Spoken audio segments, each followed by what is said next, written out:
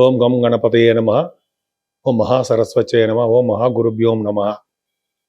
ఇప్పుడు మనం శుక్రుడు మిథున రాశిలోకి 14వ తారీఖు నుంచి మారుతున్నాడు. 14వ తారీఖు మిథున రాశిలో మారడము, ఆయన వృషభ రాశిలోంచి మిథున రాశిలోకి మారుతున్నాడు. సో 12 రాశుల వారికి, అంటే మేషరాశి నుండి మీనరాశి వారి వరకు కూడా శుక్రుడు ఇచ్చే ఫలితాలు తెలుసుకుందామండి. చాలా బాగుంటుంది. శుక్రుడి ఫలితాలు ఏ విధంగా ఉంటాయో అద్భుతంగా ఉంటాయి కదా కొంతమంది రాశులకి. ఇప్పుడు మనం తెలుసుకుందాం.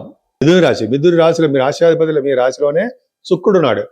అంటే 14 తారీఖు నుంచి శుక్రుడు వస్తున్నాడండి, మే 14. ఆయన శుక్రుడు కూడా చాలా మంచి యోగాన్ని ఇస్తుంటాడు. ఆయన యోగాన్ని ఇవ్వడం అంటే అత్యంత రాజయోగకారకుడు కదా. పంచమాధిపతి అంటే 12వ ఇంటి వాడు ఈ రాశిలో ఉండడం వలన గొప్ప అదృష్టం. అంటే మీకు ఆ రాశిలో ఉండడం వలన ఏమవుతుందంటే ఎప్పుడు కూడా ధనాన్ని, అదృష్టాన్ని వృద్ధి అవుతూ ఉంటుంది. చక్కటి విద్య మీకు వస్తుంటుంది. గణిత శాస్త్ర విద్య అంటే మ్యాథమెటిషియన్ అంటాం కదా, అంటే గణిత శాస్త్రజ్ఞులు అంటే మ్యాథమెటిషియన్స్గా మీరు బాగా ఉంటారు. అదే శుక్రుడు ప్రభావం వల్ల కూడా మంచి ఆభరణ ప్రాప్తి, వాహనాలు రావడము, విద్యలో అధికంగా రాణించడము, ముఖవర్చస్సు బ్రహ్మాండంగా ఉండడం మీకు జరుగుతుంది. శుక్రుడు ప్రభావం వల్ల సంతోషాలు, సంపదలు ఎక్కువ పెరగడానికి అవకాశం ఉందండి. 5th హౌస్ లార్డ్కి రావడం వల్ల పుత్రిగా సంతానం కలగడానికి అవకాశం ఉంది.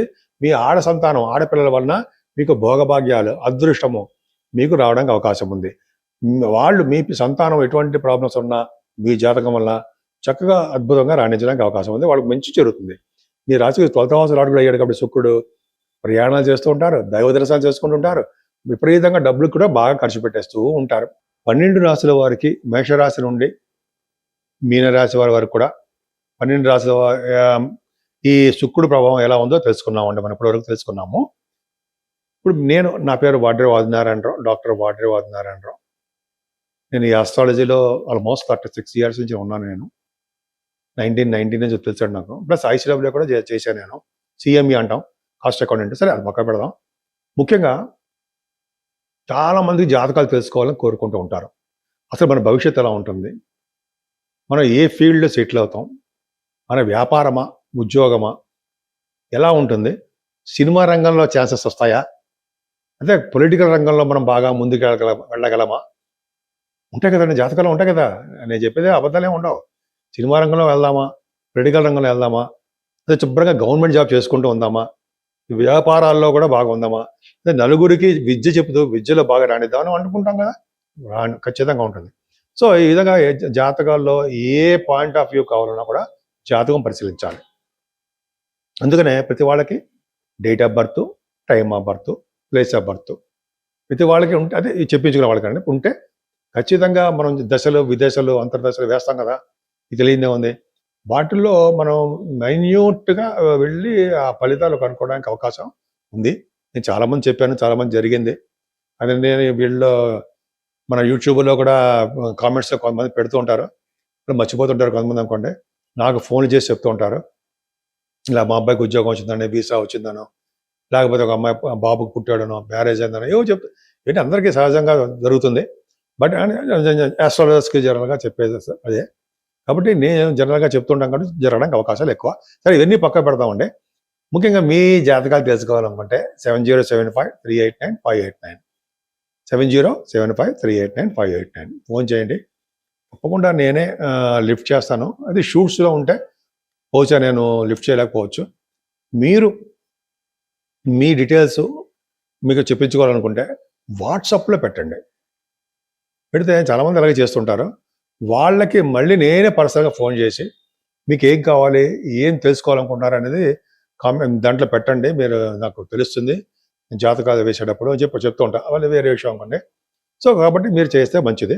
అంతేకాకుండా మీకు వాస్తు సంబంధించినటువంటి డౌట్లున్నా, అయితే మీరు తెలుసుకోవాలనుకున్నా, ఇలా ఉందండి, ఇలా ఉందని తెలుసుకోవాలనుకున్నా మనం చెప్పగలను నేను. ఎందుకంటే నేను వాస్తులో కూడా ఉన్నాను, కానీ మెయిన్ ఫోకస్ అంతా ఆస్ట్రాలజీ.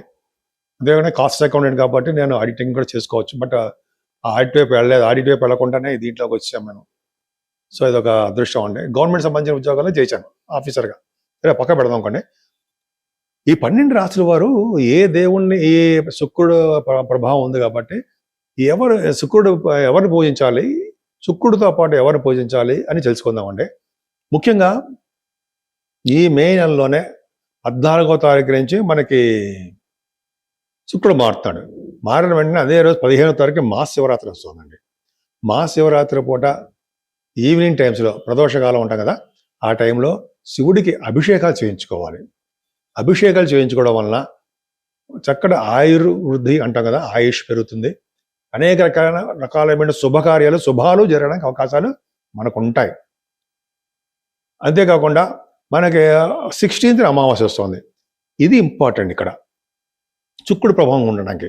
ఎందుకంటే ప్రతి అమావాస్య పూట, పౌర్ణమి పూట చాలామంది గుళ్ళల్లో మనం చూస్తుంటాము చండీ హోమాలు, అమ్మవారికి అభిషేకాలు, అమ్మవారి కుంకుమ పూజలు, చండీ సప్తసతి అనే కనకదుర్గ అమ్మవారి గుళ్ళో విజయవాడ కూడా చేస్తుంటారు కదా, అటువంటి ఇవి కూడా అమ్మవారికి ప్రభావం ఉంటే అది చేయించుకుంటే ఈ 12 రాశుల వాళ్ళకి, కొంతమంది చూడండి ధనురాశి వాడికి శుక్రుడు మంచివాడు కాదు, కొన్ని రాశులు ఉన్నాయి కదా, కర్కాటక రాశి వాడికి మంచిది కాదు, అలాగే వృశ్చిక రాశి వారికి ప్రభావం, అమ్మవారికి ప్రభావం తగ్గాలి అంటే ఖచ్చితంగా మనం అమ్మవారిని పూజించాలండి, కనకదుర్గ అమ్మవారిని పూజించాలి. అంటే అమ్మవారికి మంచి ఇంత చెప్పినట్టుగా చేయించుకుంటూ పూజలు చేయించుకుంటూ ఉన్నాం. అంతేకాకుండా మహాలక్ష్మి అమ్మవారిని అదే కనకదుర్గ అమ్మవారిని ఎవరైనా మీ అమ్మవారిని కలువ పువ్వులతోటి, మల్లె పువ్వులతోటి, సహస్రనామం అంటాం లేదా అష్టోత్తరం అంటాం కదా, పూజ చేయడం వల్ల శుక్రుడు వలన వచ్చే దోషాలు పరిహారం అయిపోయి శుక్రుడు వలన వచ్చే శుభ ఫలితాలు ఎక్కువగా ఉండడానికి అవకాశం ఉంది. పైగా శుక్రుడు కళత్రకారకుడు కదండి. అంటే భార్యాభర్తలు సంబంధించిన వ్యవహారాలు విజయం చేయడము, భార్యాభర్తలు అంటే కలిసేటట్టు చేయడము, పెళ్లి సంబంధాలు కుదిరేటి చేయడము, సినిమా రంగం, కళారంగం ఉంటుంది కదా, ఆ కళారంగంలో అద్భుతంగా రండించేటి చేయడము, ఆ శుక్రాచార్యుడు గారు తెలుసుకుంటే సాధించలేదు ఏముందండి. అందుకని అమ్మవారి పూజలు, పార్వతీ అమ్మవారి పూజలు, కనకదుర్గ అమ్మవారి పూజలు, లలితా సహస్రనామాలు ఎందుకు చదువుకుంటారంటారు? అమ్మవారి పవర్ ఉండాలి మనకి. ఉంటే అమ్మ దయ ఉంటే అన్నీ ఉన్నట్టు అంటాం కదా, అమ్మవారి దయ ఉండాలి. పైగా శుక్రుడు ఖచ్చితంగా మీరు ఇటువంటి పూజలు చేయండి. మీకు అంటే ఏ పూజ చేస్తే ఆ పూజలో మల్లెపూలతో చేయండి. ఇప్పుడు మల్లెపూల కాలం కాబట్టి చేస్తే భార్యాభర్తలు అనుకూలంగా ఉంటారు. శివుడికి అభిషేకం చేయాలి. శివుడికి అభిషేకం అంటే మల్లెపూలతో పూజ, అమ్మవారికి మల్లెపూలతో పూజ చేస్తే భార్యాభర్తలు కలిసే ఉంటారు, త్వరగా పెళ్ళిళ్ళు అవుతాయి, వాళ్ళు అనుకున్న కోరికలన్నీ నెరవేరుతాయి.